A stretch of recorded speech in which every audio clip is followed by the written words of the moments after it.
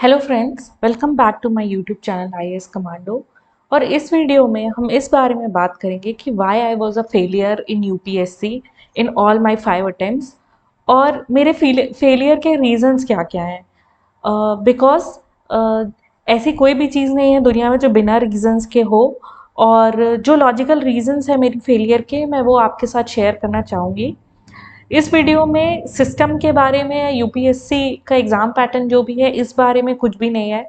इस वीडियो में मेरी तरफ से क्या गलतियाँ रहीं, where was I lacking and how was I doing in my examination, क्या गलतियाँ मैं कर रही थी, तो किस वजह से मुझे फेलियर मिला। तो मेरा जो भी मानना है वो मैं आपको इसमें बताऊंगी। तो every time when I failed in UPSC I would jot down points कि what is the reason of my failure. हालांकि मुझे ये सच में पता रहता था in all my attempts except last 2 attempts कि मेरा पेपर कहाँ पे लैकिंग है and what will I further do. तो लेकिन मैं इन फैक्टर्स को कभी इवैल्यूएट नहीं करती थी जो मैं आज आपको बताने जा रही हूँ। This is what I evaluated from the last 3-4 days. I was thinking about sharing कि why I failed and why a student should not fail multiple times. Okay. सो अगर आप देखें एग्जैक्टली यही मेरी कंडीशन थी सक्सेस और फेलियर के बीच। मैं हमेशा ऐसे ही खड़ी रहती थी कि if I choose a step तो I would go towards a light, और if I choose a step in this direction I would go towards rain and thunder storm. तो मैंने हमेशा गलत डायरेक्शन में स्टेप्स बढ़ाए, है ना। I would always choose failure over success. कहा जाए तो मुझे फियर ऑफ सक्सेस भी है एक तरीके से, because that I will explain to you, है ना। तो वाई आई फेल्ड, तो पहला रीज़न क्या है, lack of consistent hard work. So honestly I would tell you कि lack of consistent hard work मेरा रीज़न रहा है and one of the major reason रहा है फेलियर का। वाई, बिकॉज ऐसा नहीं है कि मेहनत नहीं करी, बहुत मेहनत करी, लेकिन वो जो कंसिस्टेंसी वाली मेहनत थी, कंसिस्टेंट भी मेहनत करी बट वो भी एक चीज़ लैकिंग थी। तो I would tell you why hard work was inconsistent. So first attempt में जब मैंने पढ़ना चालू किया तो लेस इज मोर की फिलॉसफी आज सुनी है, बट उस समय मुझे बिलीव होता था कि मोर इज मोर ओनली। तो जब ये बिलीव होता था कि ज़्यादा पढ़ने से ही ज़्यादा मिलेगा, तो जैसे मैंने पॉलिटी पढ़ने बैठी तो I would read DD Basu also, है ना। I would read Laxmikanth also.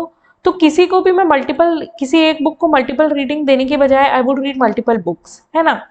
तो ऐसा है कि किसी एक ना एक बुक से कोई ना कोई कॉन्सेप्ट क्लियर हो ही जाता है, बट क्या है कि वो कनेक्शंस नहीं बन रहे थे। Until you don't revise, until आप अपने फ्लैश कार्ड्स नहीं बनाएंगे तो आपको नहीं याद रहेगा। ये मेरा पर्सनल एक्सपीरियंस है। ओके। तो प्रीलिम्स में जब मेरा फर्स्ट ईयर था प्रिपरेशन का, तो उस समय first second third year I think, इन 3 सालों में बहुत ज़्यादा जोश रहता है इंसान को पढ़ने का, बिकॉज इतना सारा नया रहता है, everybody wants to know more and more, है ना। तो स्टिल आई वुड रीड कभी डीडी बासु, कभी फाड़िया, तो कभी पॉलिटी में लक्ष्मीकांत। तो इसी तरीके की अप्रोच सारे ही सब्जेक्ट्स में रही, है ना। तो though I would read 10 to 12 hours a day, तो कभी I would begin panicking about कि मेरा सिलेबस कंप्लीट नहीं हो रहा है। Then I would start searching frantically on the internet, है ना। तो कोई भी वेबसाइट पे चले जाना, इनसाइट पे, प्रूडाल पे, and then I would download multiple booklets, IGNOU, ये वो, है ना। एंड एक्सट्रीमली अनऑर्गेनाइज प्रेपरेशन थी। तो उस प्रेपरेशन से मेंस में, भले ही प्रीलिम्स में सक्सेस मिल गई थी, बट मेंस में सक्सेस मिलना बहुत ही मुश्किल था उस प्रेपरेशन से। सो दैट वाज माय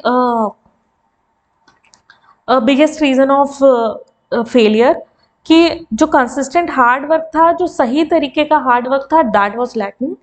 तो मैं ये तो नहीं बोलूँगी कि मैंने मेहनत नहीं की, मैंने बैक ब्रेकिंग मेहनत करी 2-3 साल, but it was all in wrong direction. All in wrong direction का मतलब क्या है कि अगर आप सिर्फ प्रीलिम्स क्लियर कर लें तो सिर्फ उतना काफ़ी नहीं है। अल्टीमेटली आप जब तक एग्जामिनेशन का पूरा पार्ट बहुत ही अच्छे मार्क्स से क्लियर नहीं कर लेते हैं, तब तक आप फेलियर ही रहते हैं, है ना। तो मेरा तो यही मानना है कि व्हेनेवर जब तक आप पूरे उस तक पहुंच ना जाएं, तो ये ही समझ लीजिए कि अगर आप एक तरफ एक स्टेप भी बैक लेंगे ना, तो आप फेलियर की तरफ ही खड़े हुए हैं। Okay, all right. तो बट और कंसिस्टेंट हार्डवर्क की कमी कहाँ रही?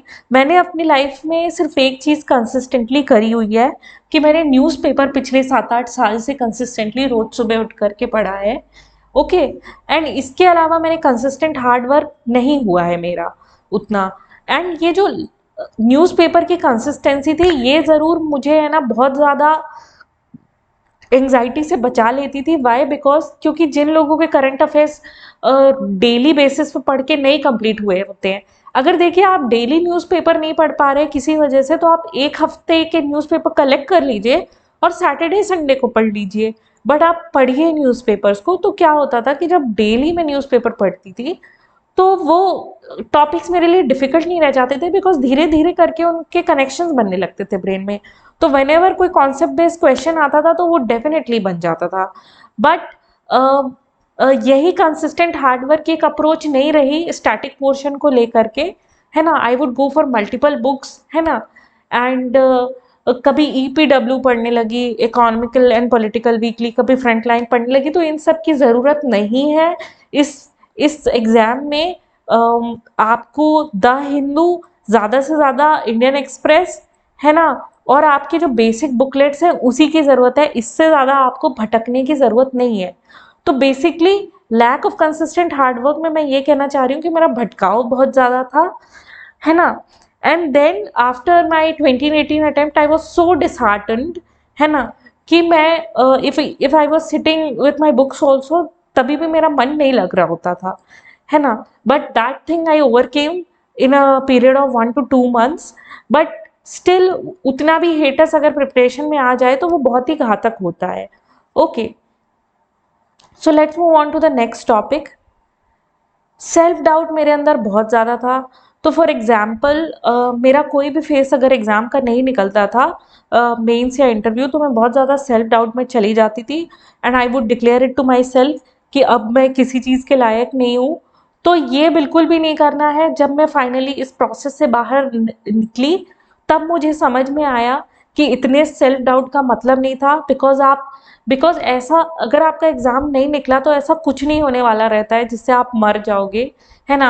अगर आपके पास नौकरी नहीं रहेगी तो भी, है ना, आप नहीं मरोगे, है ना। सीधी बात यही है कि हर चीज़ की एक इम्परमानेंस की स्टेट है। लेकिन जब हमको अंदर का ज्ञान या सेल्फ नॉलेज नहीं होता है, तो हम यही सोचते हैं कि एवरी स्टेट इज परमानेंट। तो अगर कुछ भी हुआ तो वो परमानेंट ही है ना। तो सेल्फ डाउट में ये बात है कि एक किसी छोटे से एग्जाम की वजह से, मेंस की वजह से या इंटरव्यू में फेल होने की वजह से ये डिक्लेयर कर देना कि तुम किसी लायक ही नहीं हो, तो ये कहीं की होशियारी नहीं है। आप में, हर किसी में बहुत पोटेंशियल होता है ना। Recently I heard someone, one of my friends saying कि कोचिंग में बहुत सारे बच्चे जाते हैं पर उसमें से सब लायक नहीं है। तो टीचर की रिस्पॉन्सिबिलिटी रहती है कि वो किसी बच्चे को बता क्यों ना दे कि तुम उसके लायक नहीं हो। तो I totally disagree with this, है ना। मैंने I have been a teacher also. तो मैंने अपने टीचिंग करियर में देखा है कि सो कॉल्ड जो वीक स्टूडेंट्स थे, उनको मैंने आसमान छूते देखा है ना। तो बस इतने क्योंकि वो हार्ड वर्क में लगे रहे। तो अगर कोई ऐसा है जिसको हार्ड वर्क करने से मतलब नहीं है, तो डेफिनेटली उसके लिए वो खुद जान जाएगा कि उसने नहीं किया है। But I don't think so कि किसी को ये डिक्लेयर कर देना क्योंकि वो एपरेंटली कोई वीक स्टूडेंट है या फिर वो इतना एक्सट्रोवर्ट नहीं है, वो सही बात नहीं है। आप कोई भी हो, आप ये एग्जाम क्लियर कर सकते हो अनलेस एंड अनटिल आप हार्ड वर्क करने के लिए तैयार हो, है ना। ये एग्जाम, बिकॉज इस एग्जाम में सक्सेस रेट बहुत ही कम है। तो अगर मैं ये बोल रही हूँ कि आप ये एग्जाम क्लियर कर सकते हो, आप कोई भी हो, तो ये डेफिनेटली बहुत ही इम्परफेक्ट स्टेटमेंट हो जाएगा। बट हार्डवर्क आपको कहीं ना किसी एग्जाम तक ले जाएगा। ओके, तो ये सेल्फ डाउट मत रखिए, है ना अपने। इसमें सेल्फ डाउट की कोई बहुत बड़ी बात नहीं है। देखिए, अगर नासा में कोई मिशन होता है जो फेल हो जाता है, तो वो ये नहीं डिक्लेयर कर देते है ना, कि ये मिशन किसी काम का नहीं था, what they do is they set up a committee. वो देखते हैं कि ये मिशन क्यों फेल हो गया, टेक्निकल फेलियर्स थी, ह्यूमन फेलियर्स थी, क्या फेलियर्स थी, नेग्लिजेंस थी, कुछ भी थी, है ना। तो आप अगर कोई भी फेलियर मिले तो उसको इमोशनल एस्पेक्ट पे मत लेकर के जाइए, उसको आप रखिए ऑन अ टेक्निकल एस्पेक्ट, और टेक्निकली देखिए, आप अपने इमोशनल एस्पेक्ट को भी टेक्निकली डील कर सकते हैं। वाई? बिकॉज अगर आप इमोशनली कमजोर थे उस पॉइंट पे, तो you can say technically that I was emotionally weak and I don't have to include this emotional component. Okay, तो सेल्फ डाउट की जरूरत नहीं है फेलियर पे। आपको अपने इंटरनल कमिटी बिठानी हुई है, इंटरनल कमिटी बिठानी है ना, और वो आपको उसमें आंसर्स मिल जाएंगे। तो कितना मुश्किल है ये कि अगर आप एक पेन और पेपर पे लेकर के बैठ जाए कि मैंने ये गलतियां करी हैं and I have to tackle this, तो बिट बाय बिट आप उन गलतियों को टैकल कर सकते हैं, जो मैं नहीं कर रही थी। So please do that also. And ये मैं आपको पहले ही बता चुकी हूँ कि हार्ड वर्क मेरा गलत डायरेक्शन में इसलिए था कि I was trying to read too much. Okay, तो मुझे अपनी वोकेबलरी बहुत बढ़ानी थी, I wanted to sound too smart. तो ये सब मेरी गलतियां थी, बिकॉज जब एग्जामिनर पेपर में चेक करने आ रहा है तो उसे पर्टिकुलर कीवर्ड्स ही चाहिए। He doesn't want too much of a knowledge. Too much of a knowledge से ये मतलब नहीं है कि आप पढ़े ना, बट फ्रिवलस चीजें ना पढ़े, I would advise that. Okay, so let's move on to the next reasons. तो मैंने भी I was also following some toppers and कुछ ब्लॉग्स, ऐसी चीज़ें। तो इन ब्लॉग्स और इन टॉपर्स की बातों में एक बात कॉमन रहती थी कि you have to be very different. Because Hindu तो सभी पढ़ते हैं, इंडियन एक्सप्रेस तो सभी पढ़ते हैं, विजन आईएएस की मैगजीन तो सभी पढ़ते हैं। तो आई थिंक दैट इज, ये trying to be very different is not correct, है ना। तो वेरी डिफरेंट पॉइंट्स अब कहाँ से मिलेंगे? तो ईपीडब्ल्यू में मिलेंगे आपको वेरी डिफरेंट पॉइंट्स, है ना। अभी आप अगर ये ईपीडब्ल्यू पढ़ने जा रहे हैं, तो अगर कोई रिसर्च हुई है तो वहां पे बातें तो बेसिक ही हैं जो कि इंक्लूडेड है, उसमें एक या दो पॉइंट जो कि बहुत बहुत डिफरेंट है, उसके लिए आप अपना रिविजन और ये सब क्यों छोड़ रहे हैं जो कि बहुत ही बेसिक आना है। ओके, लेकिन और अगर अगर आप रीसेंट टाइम में देखें तो मेंस में बहुत ज्यादा क्रिटिकली एनालिसिस नहीं पूछ रहा है। They want to know about the basic aspects कि आपको फलानी पॉलिसी पता है, फलाने रूल्स पता है, फलाना कॉन्स्टिट्यूशन का पार्ट पता है कि नहीं। तो why go for this frivolous things? तो ये सब नहीं करना चाहिए, है ना। अगर आपने ईपीडब्ल्यू का नाम भी नहीं सुना है, कभी मुंह भी नहीं देखा है, still you can clear UPSC. Okay, so this was one of the reason. So don't try to be very different, different रहिए। एसए के पेपर में आप अपनी creativity within the bounds of कि क्या टॉपिक है उसमें बिल्कुल दिखाइए। एथिक्स के पेपर में show your creativity within the bounds of कि क्वेश्चन में क्या आस्क्ड है, बिल्कुल दिखाइए। लेकिन आप अपनी क्रिएटिविटी जीएस के पेपर्स में, पॉलिटिकल साइंस के पेपर में मत दिखाइए, है ना, कि going out of the bounds of the question कि क्या पूछा है and all that. Okay, next I would say कि लैक ऑफ पर्पस भी था। मैं अपने आप को कभी आंसर नहीं दे पाई अच्छे से कि वाई आईएएस। ओके, बिकॉज जब भी मैं ये answer, I have jotted down this question hundreds of times, why IAS और वाई आईपीएस, है ना। ऑब्वियसली कोई भी बनने का सोचता है तो आईएएस और आईपीएस का ही सोचता है। इनके बाद की सर्विसेज के बारे में कोई नहीं सोचता है। Though these services are as good as the top two services. Why? Because कि उसमें भी whenever if you are working in railways, तो वो बहुत ही हेक्टिक जॉब है। तो जब आप उसको काम को करते हैं आपको पता चलता है कि how the things come to life. तो लेकिन मुझे लैक ऑफ पर्पस हो गया था। I could not explain to myself कि क्यों मुझे आईएएस करना है, क्यों मुझे आईपीएस करना है। एंड हाँ, मैं बहुत ज़्यादा एक्साइटेड थी एकेडमिक चीज़ों को लेकर के कि कैसे पढ़ना है, क्या पढ़ना है, ऑफ एक्वायरिंग नॉलेज, है ना। मुझे बहुत अच्छा लगता था डिस्कशन करना लोगों say about the topics, about the current affairs, about the static part, है ना। जो भी नॉलेज मेरे को इससे मिल रही थी, जो भी अवेयरनेस मेरी बढ़ रही थी, I was in love with doing preparation of UPSC. But I was I always had a lack of purpose कि वाई IAS और IPS, है ना। तो एक वाजिब आंसर मैं अपने आप को कभी नहीं दे पाई, एंड तो डेफिनेटली वो चीज़ नहीं थी मेरी प्रिपरेशन में, जो कि बहुत ज़्यादा मोटिवेटेड लोगों की प्रिपरेशन में होती है। एंड दो इंटरव्यूज़ देने के बाद अगर मैं आपको ऑनेस्टली मैं कन्फेस करूँ, तो मेरा सर्विसेज से मोह भंग हो गया था for my personal reasons, not because of कि I am judging services in any, क्योंकि हमारी उतनी कैपेसिटी नहीं है कि हम सर्विसेज को जज कर सके, है ना। बट मेरा मोह भंग हो गया था सर्विसेज से, so that I would honestly confess. And yes, one of the biggest reason of my failure was too much reactions to personal issues. तो ऐसा नहीं है कि while I was preparing in my 6-7 years, तो life बहुत ही smoothly चल रही थी, कि दो ही काम थे कि कंसंट्रेट करना है और कंसंट्रेट करना है और पढ़ना है। देयर वेर मल्टीपल इश्यूज, है ना, एंड सब तरीके के इश्यूज थे, बट उनको बिट बाय बिट जानने से कोई फर्क नहीं पड़ता है, बिकॉज जितने भी इश्यूज आ रहे थे लाइफ में, उसमें जो भी था मेरा रिएक्शन ही गलत था, है ना। तो अगर मेरे को अपनी चीज से, if I was too much dedicated to my preparation, तो मैं वहां पे रिएक्ट नहीं कर रही होती, है ना। I would not have been thinking hours and hours about those issues, है ना। अगर मुझे अपनी प्रिपरेशन से प्यार होता, तो इतना मैं इमोशनली रिएक्ट नहीं कर रही होती इन सब सिचुएशंस को, है ना। I would take is them as they came, है ना। But I was not able to do that, and that was one of my biggest reason of failure. उसकी वजह से काफ़ी समय गया, और जो प्रिपरेशन बहुत ही प्यार से कर रही थी मैं, I was in love with reading, studying, writing, doing test, mock interviews के लिए जो रिसर्च चाहिए होती है, तो I would make PDFs and on each and every keyword of my DAF, है ना। तो I love that part of the preparation.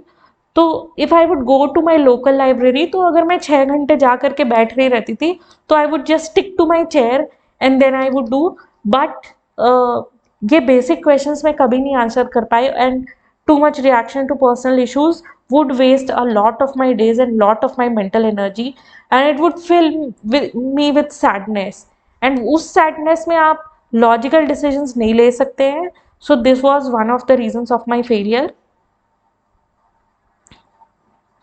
Also I would like to say कि जो फिजिकल हेल्थ पे मैंने 2018 के बाद ही ध्यान देना चालू किया, बिकॉज 2018 के मेंस के टाइम पे बहुत ही बुरी फिजिकल हेल्थ हो गई थी। I was on pain killers entire examination.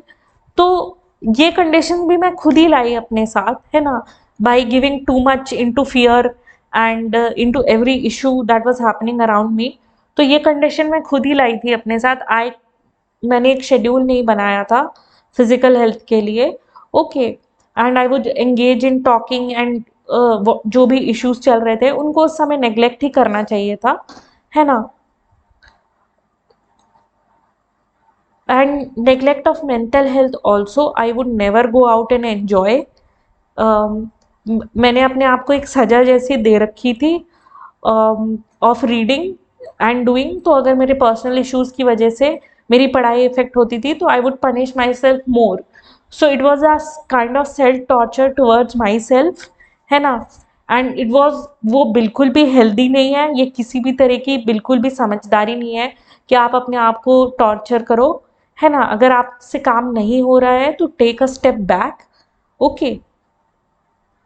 And finally मुझे रियलाइज़ हो गया था कि दो मेरे को पढ़ने में बहुत ज़्यादा इंटरेस्ट है, but I am not fit for services.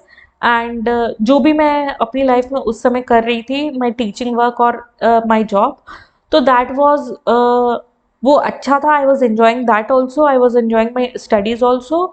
And मैं अपने आप को एक IAS और IPS के जैसे कभी भी इमेजिन नहीं कर पाई। और भी ऐसा था कि जब भी मेरे पढ़ने के पहले बहुत सारे अनरिजॉल्व इश्यूज थे मेरे मन में, and they would keep recurring. मैंने उनका कभी भी जवाब ढूंढने की कोशिश नहीं की, and it hit me a lot. So those issues would keep recurring. मैंने कभी भी उनका, सो मेरे बहुत ही सारे अनरिजॉल्व इश्यूज थे पास से unresolved issues, not in the terms of relationships, मेरी पढ़ाई से ही रिलेटेड, मेरी करियर चॉइसेस से ही रिलेटेड। तो वो सारे अनरिजॉल्व इश्यूज जो थे वो हमेशा दिमाग में चलते रहते थे, and they would give me a sense of failure already even when I have not attempted my examination. And तब उन इश्यूज को फेस करने की उतनी हिम्मत नहीं थी। हिम्मत तभी आई जब I had wasted my 6-7 years and all my attempts till my fifth attempt, and now because अगर मैं देती तो एज वाइज भी मेरा ये लास्ट अटेम्प्ट होता, and but I took a decision to not to give examination and to live my life. But then preparation में बहुत सारा पड़ा था, वो हमेशा याद आता रहता था, एंड बहुत सारे लोग पूछते थे about how to do this that. So मेरा आइडिया ये था कि मैं यूट्यूब पे शेयर करूं, बिकॉज अगर इन लोगों के मन में ये बातें हैं तो सब लोगों के मन में ये बातें होंगी। So I started sharing about the preparation on YouTube, and so this was my journey. तो मेरा आप लोगों से यही कहना रहेगा कि प्लीज़ कंसिस्टेंटली हार्ड वर्क करें। एक साल में तो पता ही चल पाता है कि यूपीएससी का सिलेबस क्या है और क्या क्या चीज़ें हैं। 2 साल लग सकते हैं, 3 साल लग सकते हैं आपको तैयारी करने में। लोग फोर्थ फिफ्थ सिक्स अटेम्प्ट में भी क्लियर करते हैं, लेकिन आप इतनी मेहनत फर्स्ट सेकंड थर्ड अटेम्प्ट में ही कर लीजिए कि आपका हो जाए।